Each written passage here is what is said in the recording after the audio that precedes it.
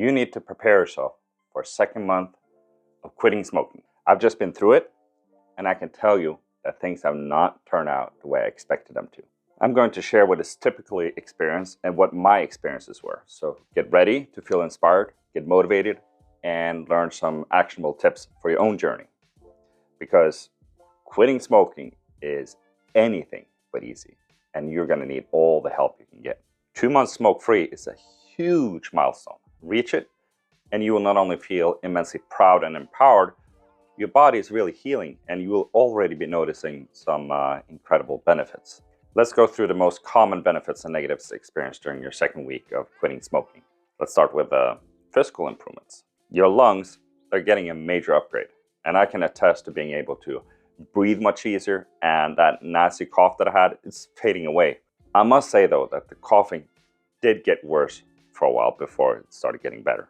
You see, in your lungs you have these tiny hair-like structures that line your airways, and they help with clearing out your lungs. And they get destroyed by the smoking. And when they grow back, they itch. I'm going to get into the workings of the cilia later, as it's important that you understand how they work and that you can identify the symptoms that you will be experiencing and also know what they mean. But for now though, as those cilia started growing back, my lungs felt more irritated and sore, almost like I had pneumonia. And 2 weeks in, and my cough kept getting worse. I coughed intensely for 2 weeks straight before it slowly started to subside. Lucky me, I also caught a lung infection right before Christmas, which took me another 2 weeks to shake. And that didn't exactly help with the coughing. Now, there's nothing leading me to believe that my infection had anything to do with me quitting smoking. It was just going around and I just got unlucky. However, lung infections have in the past typically taken me a whole lot longer to shake than it did this time. So it became very evident to me that quitting has had a positive impact on my body's ability to fight lung infections much faster than what's normal for me. And you know, it's actually common to experience one's immune system having been boosted for quitting, even only 2 months in. It was only about a week ago that the itching in my lungs had subsided almost completely. Now I hardly cough at all, not even in the morning. Also, if I had not had the lung infection, I would surely have shaken the cough a lot earlier. Now let me get back to the cilia and what you need to know for your quitting smoking journey. Here's how they work. So cilia, they wave back and forth. And this constant motion, they sweeps mucus and trapped particles like dust, bacteria, and viruses up and out of your airways. So when the mucus reaches your throat, you cough to expel it, along with the trapped debris. But the toxins in cigarette smoke, they paralyze and eventually destroy these delicate hairs. And without functioning cilia, mucus and harmful substances, they accumulate in your lungs, and you have to cough a lot more to expel it. This buildup makes you more susceptible to respiratory infections like bronchitis and pneumonia, and the lack of functioning cilia also makes the recovery process a lot longer. Personally, in the past, I've been plagued with frequent and very long-lasting lung infections, and I now hope that my recent quick recovery is a sign of less lung trouble in the future. A good thing is that cilia can regenerate after quitting. So when you quit smoking, your body starts to repair the damage.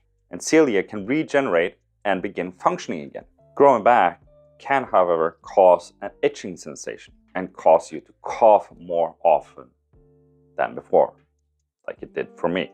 The time it takes for cilia to fully recover varies depending on how long you've been smoking and the overall health of your lungs.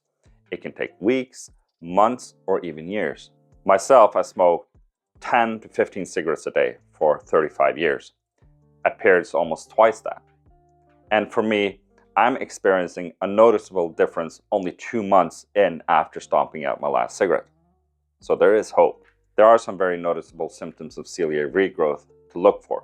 See, as cilia become active again, they start clearing out the accumulated mucus, which can lead to more coughing initially, like I said. And this is a good sign that your lungs are healing. So it's good. Over time though, as has been the case with me, you'll likely notice less phlegm and mucus production as your cilia becomes more efficient at clearing out your airways. Personally, I have noticed a huge difference, especially shortly after getting out of bed in the morning. You see, in the past when I got out of bed, I could cough so hard and so long in the mornings, it actually made me throw up. Now, as your lungs heal and cilia function improves, you'll breathe a lot easier and experience fewer respiratory issues. Now, cilia is not the only thing that improves. Your circulation is also improving, giving you more energy for everyday activities, which I also can attest. And that's not all. Your heart attack risk is already going down. Your immune system is stronger, and your senses of taste and smell is coming back. You might even notice your teeth and your gums are healthier, and your skin and hair looking better. All that after just 2 months. You got a lot to look forward to if you just stick with it. But quitting smoking isn't just about physical health. 2 months in, those awful withdrawal symptoms, they're fading, and you're likely feeling less anxious and less stressed. And your mood is probably a lot brighter, and you're regaining a lot of confidence in yourself. Plus, you'll probably be sleeping a lot better as well. One of the most profound and unexpected effects quitting had on me was the domino effect it had on other self-improvement areas. If you watch my previous videos, you remember how I implemented strategies to build willpower, forming new habits, dieting, exercising, and more. If you haven't watched them, they contain very effective strategies that you can apply in all areas of life, not just quitting nicotine. I will link to a few of the most relevant ones below. In a second, I'm going to talk to you about the very interesting 2-month hurdle we all face. But first, if you want me to follow up with the month 3 video, hit the like button below.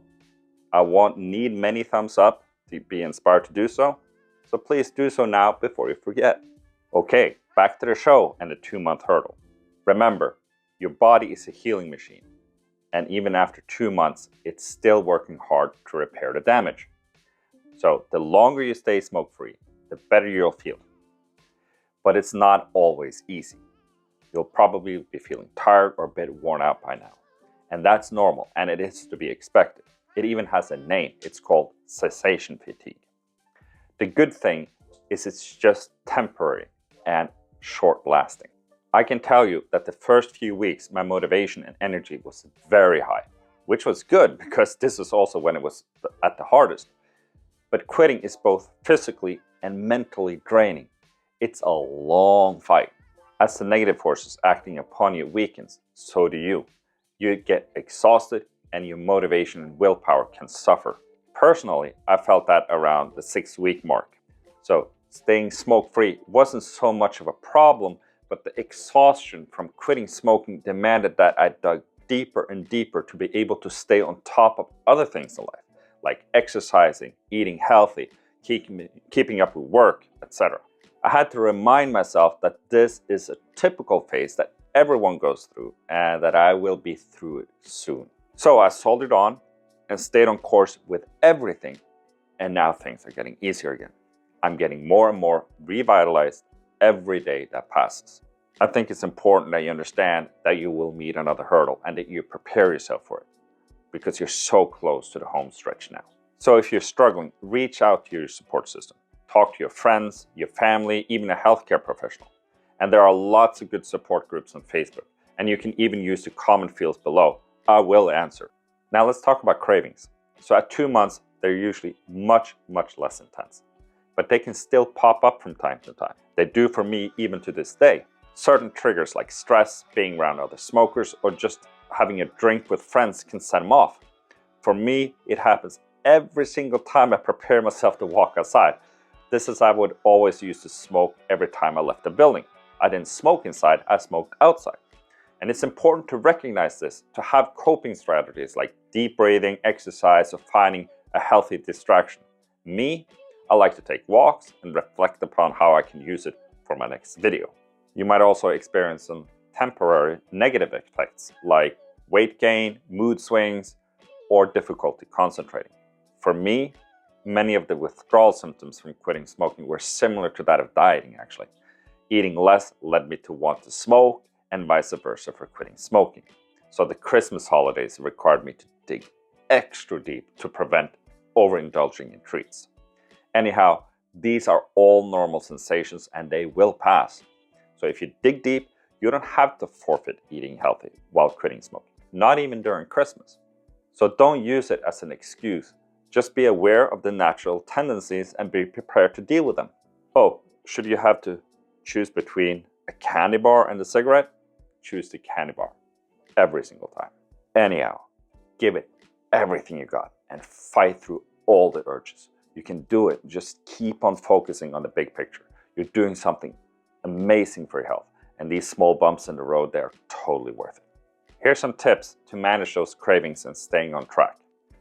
Stay committed to your goal, lean on your support system, practice healthy habits like eating well and exercising and finding ways to manage stress, and avoid those triggers that make you want to smoke. In previous videos, I discussed the underlying factors of success and failure and actionable tips to not only improve your success, but also leverage your quitting into all areas in life. I really suggest you watch them, and in reverse order from newest to oldest. After all, this channel is about self-actualization, pursuing happiness and becoming a better version of yourself. I delve into universal truths and techniques, and quitting smoking is just an arbitrary example I use to explore these. You could just as well substitute the word smoking with any other habit. Remember, everyone's quit journey is different. If you're struggling, don't give up. Reach out for help and keep celebrating your progress. You're taking control over your health, and that is something to be incredibly proud of. And don't forget to reward yourself along the way. You deserve it. Thank you for watching, and I'll see you in the next video.